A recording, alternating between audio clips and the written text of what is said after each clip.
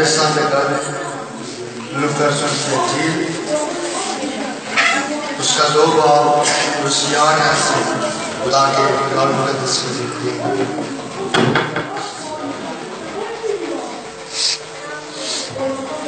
خداوند جو ہے وہ بڑا خوبصورت خدا ہے، عظیم خدا ہے، اس کی جتنی بھی عزت کرے وہ کم ہے۔ میرے لیے آپ کے لیے وہ اس روح زمین پر آئے تاکہ میں اور آپ نجات کو حاصل کریں۔ جی جو اسی علاقہ میں جو واحد ہے جو رات کو میدان میں رہ کر اپنے کھلا کی پیداواری کر رہے تھے، وہ خداوند کا فرشتہ ان کے پاس آ کھڑا ہوا اور خداوند کا چھلال ان کے چگرد جب اور وہ نہایت ڈر گئے، مگر فرشتہ نے ان سے کہا ڈرو مت، کیونکہ دیکھو میں تمہیں بڑی خوشی کی بشارت دیتا ہوں جو ساری امت کے واسطے ہو کہ آج داؤد کے شہر میں تمہارے لیے ایک منجی پیدا ہوا ہے، یعنی مسیحی خداوند، اور اس وقت تمہارے لیے یہ نشان ہے کہ تم ایک بچہ کو کپڑے میں لپٹا اور چیپی میں پڑا ہوا پاؤ گے۔ اور یکایک اس فرشتہ کے ساتھ آسمانی لشکر کی ایک گروہ خدا کی حمد کرتی اور یہ کہہ کے ظاہر ہوئی کہ آنے والا پر خدا کی توجہ ہو، اور زمین پر ان آدمیوں میں جن سے وہ راضی ہے سلاتا۔ خوبصورت کلام پڑھے اور سنے جانے پر خدا کا فضل۔ خوبصورت خدا کا کلام میرے لیے اور آپ کے لیے آج صبح یہ کلام ہزاروں سال پہلے میرے اوپر اور آپ کے اوپر نازل ہوا۔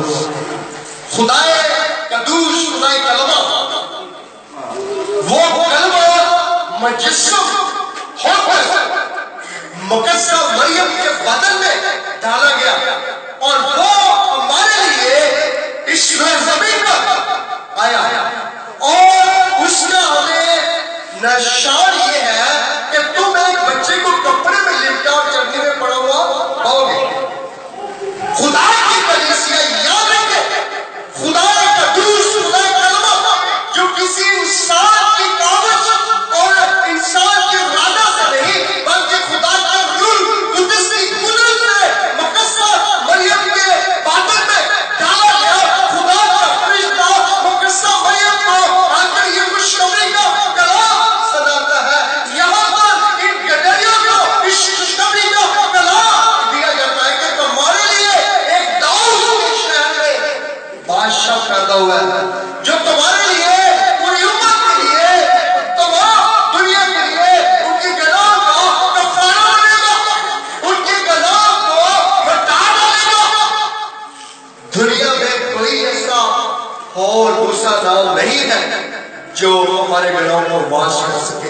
واحد یسوع مسیح ہے جس کے وسیلے سے میں نے رب نجات کو حاصل کیا، اور یسوع مسیح دنیا میں اس کے آنے کا مقصد، اس کے اس دنیا میں آنے کا پلان جو خداوند کے حضور میں جب زمینی بیٹا آدم جو تھا وہ ناکام ہو گیا، آدم اس منصوبے میں فیل ہو گیا، خدا نے اس زمین پر ایک جنت کو مقرر کیا، خدا نے اللہ تعالیٰ کے لیے یہاں پر ایک جگہ زمین پر مقرر کی، اور خدا اپنے وقت میں آ کر آدم کے ساتھ بات چیت کیا کرتا، خدا اس کے ساتھ کلام کیا کرتا، خدا اس کے ساتھ باتیں کیا کرتا، اور جب اس زمینی بیٹے نے نافرمانی کی، خدا کی حکم تولی کی، خدا کے اس حکم کو توڑ دیا،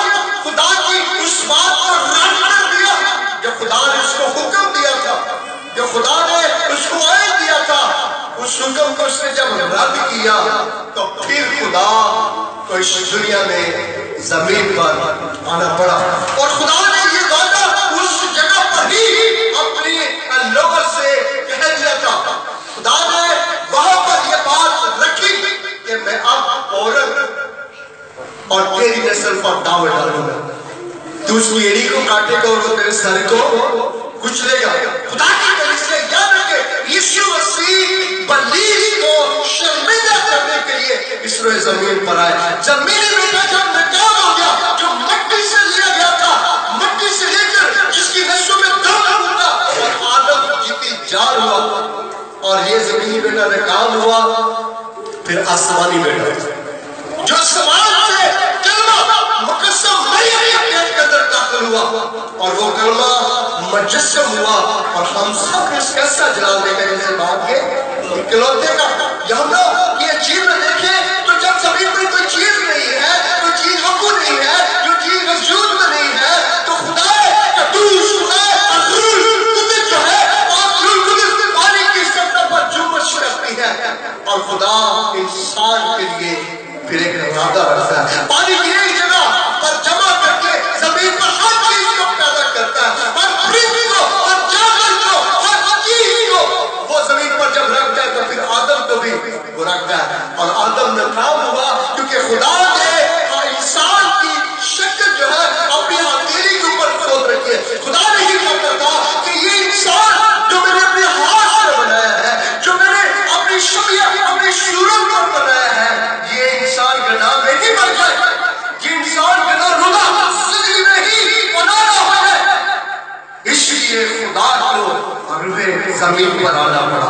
खुदा नहीं चाहता था कि इंसान गुनाह में मरे। खुदा मेरी और आपकी तौबा तक नौबत चाहता है। खुदा मुझे और आपको अपने साथ रखना चाहता है, क्योंकि खुदा पाक है।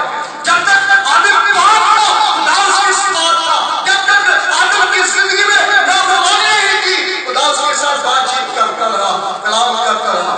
लेकिन जब नाफरमानी आई, खुदा ने आवाज दी है, आदम ने मैं नंगा। क्या पहले आदम नहीं जानता? आदम तो पहले से इस बारे में नहीं है, वो इस बात से वाकिफ नहीं, क्योंकि पहले से गुनाह का पता नहीं था, उसने गुनाह की पहचान नहीं थी। उसकी कहानी जो अक्ल थी उसके पास थी, जब उसने नाफरमानी की तो खुदा ने वो अक्ल उससे छीन ली। आज भी अगर मैं नाफरमान हो जाता है, खुदा पहले से बरकत उससे छीन लेता है, खुदा पहले से आवाज उससे छीन लेता है, पहले से कलाम उससे छीन लेता है, पहले से दुआ उससे छीन लेता है, पहले जैसा झुकना खुदा उसकी जिंदगी से दूर कर देता है। क्यों?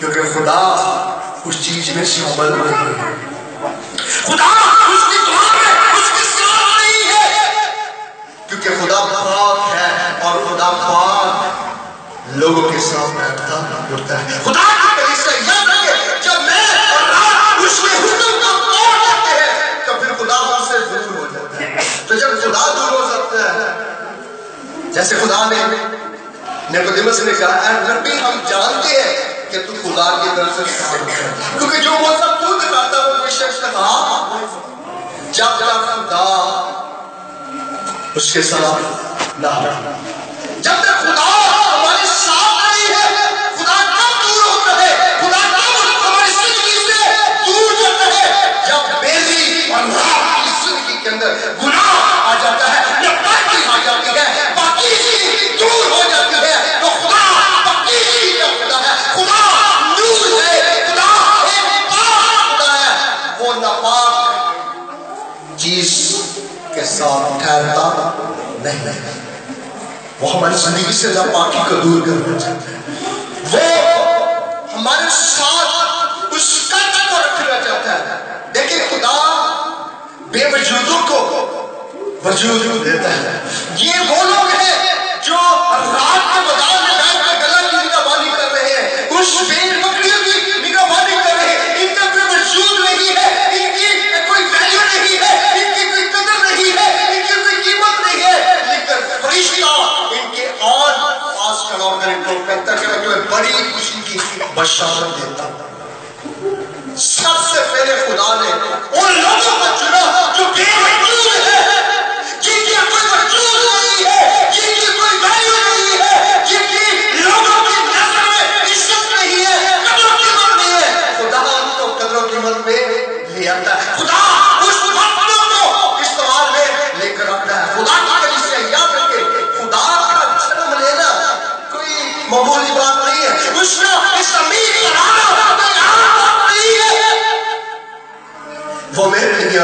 بلکہ پوری دنیا نہ کہ مسیحیوں کے لیے. مسیحی خاندان میں پیدا ہونا وہ مسیحی نہیں ہے, مسیحی بننا پڑتا ہے. اسی طرح خدا جو ہے مسیحیوں کے لیے نہیں, اس زمین پر ہے بلکہ تمام امتوں کے لیے. مسیح کا وجود کو مسیح کے آنے کے بعد میں ہم نے دیا. اس سے پہلے یہوہ چاہے کلام مقدس میں بعد میں ریفروں نے لکھا موسیٰ کی چٹان مسیح, اس لفظ کو جان کر, اس کلام کو پہچان کر, اس چیز کو روح قدس کی قدرت سے جان کر اس چیز کو بیان کیا گیا کہ خدا ان کے ساتھ ساتھ ہے. پہلے یہوہ یری, خدا کے بہت سارے نام ہیں. یہوہ یری اور یہ کرے گا, یہوہ میرے لیے یہ کر, یہوہ میں پکارتا ہوں. مسیح کے آنے کے بعد ہم اپنے آپ کے مذہب کا ہم نے نام دیا کہ ہم مسیح قوم ہے. ہمارا رہنما مسیح ہے, یسوع ہے, جس کی آنے سے پہلے یسوع کا نام رکھ دیا گیا.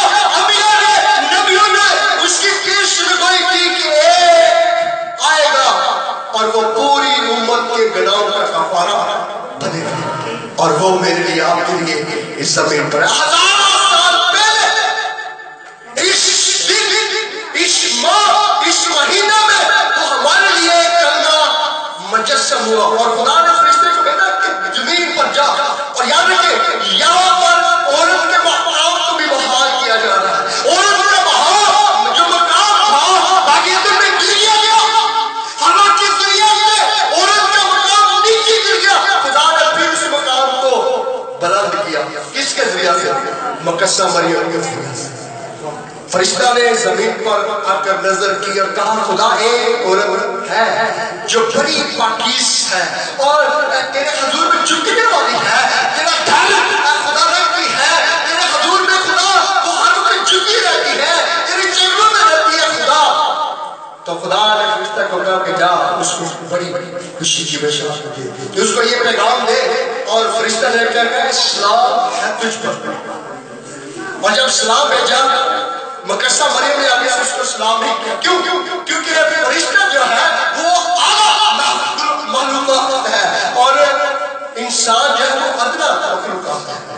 اس لیے مقدسہ مریم نے سے آگے سے سلام نہیں کیا, کیونکہ سلام کی معنی ہے کہ تجھ پر بھی سلامتی ہو.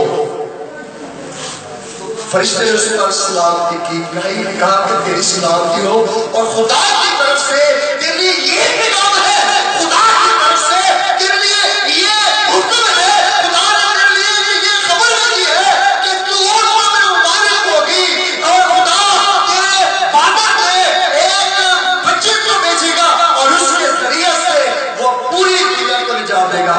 مقدسہ مریم کیسے ہو سکتا ہے؟ کیونکہ میں نے تو ابھی تک کسی مرد کو جانا نہیں, کسی مرد کو دیکھا نہیں, یہ کیوں ہو سکتا ہے؟ خدا نے کہا خدا کی روح تجھ پر سایہ ڈالے گی, اس کے سبب سے تو حاملہ ہوگی اور بیٹے کو جنم دے گی, اور اس کا نام یسوع رکھنا. وہی اپنے لوگوں کو ان کے گناہوں سے نجات دے گی. مقدسہ مریم سے بھی کہا اور پھر یوسف کے ساتھ بھی کلام. خدا نے اپنے فرشتہ کو بھیجا کہ جا دیکھ یوسف گھبرا رہا ہے, اس کے ذہن میں غلط بات کی آ رہی ہے, کیونکہ اس کی منی میں اس کے ساتھ ہوئی تھی. تو اگر آپ دیکھیں ایسا وجود بھی آ جائے, کوئی سن لے ایسی بات, تو میرا خیال ہے جو یوسف سوچ رہا تھا وہی آج بھی سوچ میں ہے. اس وقت خدا نے جو کیا آج میرا خیال ایسا نہیں ہو سکتا. خدا نے فوری طور پر فرشتہ کو بھیجا یوسف کے بعد, کہا یوسف تو جو سوچ رہا ہے ویسا نہیں, بلکہ وہ خدا کی قدرت سے حاملہ ہوئی ہے, اس کے بیٹا ہوگا اور تو اس کا نام یسوع رکھنا. وہی اپنے لوگوں کو ان کے گناہوں سے نجات دے گا. اور شریعت کے قانون کے مطابق آج تک دیکھیں جنہا مرضی نہ آرام دیتا, پھوپھی رکھتا, چاچی رکھتا, ماسی رکھتا, جنہا مرضی اور رکھتا تھا نہ آرام دے. اس وقت ایسا نہیں تھا. قبیلے سے نام ہوتا, خاندان کا ہی نام ہوتا. اس لیے تو یہودا کی زبان, یہودا کے والد کی زبان کو بند کر دیا گیا کہ یہ کوئی دوسرا نام تھا. زبان بند ہے لیکن کافی پسند ہے. تو اس کا پیپرس کے نام کی لکھتا یوحنا، اور یوحنا ان کے کسی خاندان کا نام نہیں تھا۔ خدا کی کلیسیا یاد رکھے، خدا جو خدا ہے، اس نے مقدسہ مریم کے ساتھ بھی کہا اور یوسف بھی کہا کہ اس کا نام جو ہے یہ رکھنا، تاکہ شریعت کے اسباب سے اس پر کوئی فرق وعدہ نہ جائے۔ اور آج میرا اور آپ کا خدا، آج میرا اور آپ کا ملکی پر کلمہ وہ مجسم ہو کر زمین پر آیا تاکہ میں اور آپ بچ جائے۔ اور آج اگر میں اور آپ بچ نہیں رہے، اگر میں اور آپ اس حقیقی بادشاہ کی پہچان نہیں کر رہے، اگر میں اور آپ آج بھی اس حقیقت سے واقف نہیں ہے، آج بھی اگر ہم اس سچائی سے واقف نہیں ہے، آج بھی اگر ہم اس سچائی کی کلمہ کو نہیں جانتے، تو یہ بلیس نے ہمارے سر کے اوپر ایک ایسی چیز رکھ دی ہے جس نے پہچان کر۔ اور یاد رکھیں، دیکھیں بلیس جس کو شیطان نے استعمال کیا ہوا اور آدم کو ورک لگانے ہوئے، بلیس کا اپنا کوئی وجود نہیں ہے اور سانپ کا اس میں قصور نہیں ہے، کیونکہ بلیس کا وجود نہیں تھا تو بلیس نے سانپ کے وجود کو لے کر استعمال کیا، اس کے وجود کو استعمال کیا۔ اور اس لیے تو سانپ کو یہ سزا ملی کہ تو پیڑ کے بل، اس کا مطلب ہے کہ پہلے سانپ نے پیار سا، ہاں جی پہلے انہیں ہاتھ پیر ہے نہیں سا، خدا نے بعد میں اسے سزا دی، کہا کہ تو پیڑ کے بل چلے گا رینگے گا، اور ان کو کہا کہ تو دھرم سے بچا، انہاں مطلب کہ پہلے دھرمہ کو بغیر ہی تھی، اور مرد کو کہا کہ آپ سے تو اپنے خون پسینے کی، انہاں مطلب پہلے ان کاموں کرنے کی لوڑ نہیں سے۔ یہ سسٹم اس وقت میں چلا جب باقیدوں میں یہ نافرمانی ہوئی، یہ گناہ آج بھی میں اور آپ جب اپنی غلطی کا اقرار نہیں کرتے تو ہم پریشانی میں پھنستے جاتے ہیں۔ اگر اس وقت ہمارا باپا آدم اور اماں ہوا اقرار کر لے تو کیا میں نہیں، انہوں نے اپنی غلطی کا اقرار نہ کیا، اس غلطی کا آج تک میں سزا اور خدا کی طرف سے یاد رکھیں سب سے بڑا گناہ نافرمانی ہے، اس سے بڑا کوئی گناہ نہیں، سب سے بڑا یہ گناہ ہے کہ نافرمانی کرنا، نہ ماننا، حکم کا توڑنا، بڑوں کی بات نہ ماننی، اپنے ماں باپ کی حکم دوری کرنی، چاہے اپنے بڑے بہن بھائی کی حکم دوری کرنی، چاہے کسی خاتون کی، چاہے کسی معاشرے کی، کسی کی نگاہ حکم دوری کرنا سب سے بڑا گناہ ہے۔ اور دیکھیں وہ خالق حقیقی میرے لیے آپ کے اس زمین پر ہے۔ آج کے دن ہماری زندگی سے یہ سال بیت جائے گا، اور جب سال نکل جاتا ہے تو افسوس کی بات ہے ایک شعر اور ہماری زندگی سے چل بسا ختم ہو گیا۔ انسان کی عمر کتنی؟ 70 ورے، اگر بڑی قوت ہے یہ مطلب کہ آنے والے اسپیڈ میں 1.5 سال اور ساری زندگی چکا کے جانا ہے۔ ہاں جی کر جائے تو کی فیصلہ ہے؟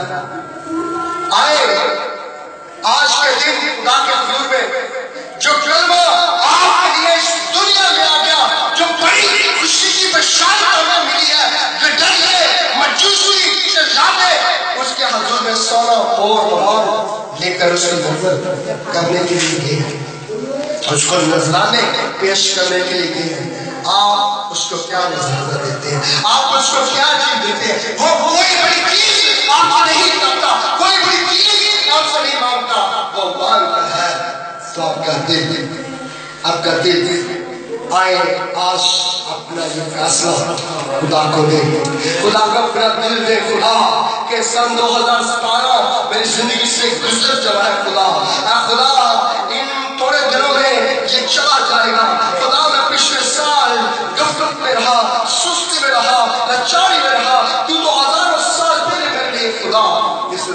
پاس گیا نجات دین کر اور تو نے مجھے نجات دی خدا مجھے زندگی دی اور خدا زندگی بھی ایسے دی جو ہمیشہ کی زندگی تیرے شکر میں تیرا شکر اور خدا آئی جماعت کے لیے اور آج خدا تیری پیدائش کے دن تیری ولادت کے دن میں خدا سب کے لیے خدا تیرا حضور سے برکت چاہتا ہوں برکت چاہتا ہوں اپنے لوگوں کو برکت دے اپنے میں بڑھنے کا فضل دے اپنے میں خدا بڑھنے کی خدا قوت طاقت دے خدا کہ یہ تجھ میں بڑھتے جائے ہم خدا ایک بڑا لیبر بن کر تیرے جال کو خدا تیری قدرت کو ظاہر کرنا تیرا شکر تیرے یسوع کے نام